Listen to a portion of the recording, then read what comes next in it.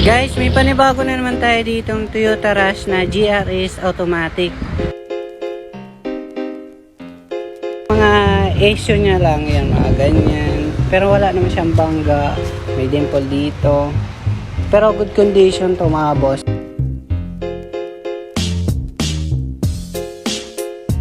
Naikot ko na mga ganyan lang issue niya. Naman tayo sa interior. Ayan. Punasin lang siya. Hindi naman siya masyadong laspag. Lahat pa naman yung gumagana. Okay, pero push start yan mga boss. Oh. Start natin para marinig nyo. Ayan.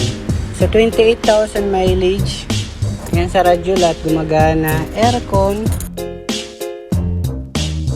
Okay pa aircon guys. Okay.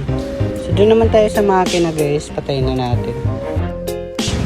Dito naman tayo sa engine guys, ayan, wala pa kami ditong nagagalaw, ayan, malinis pa naman siya. Bago nyo naman yung Conan is iti-test drive nyo, i-check nyo sa mekaniko.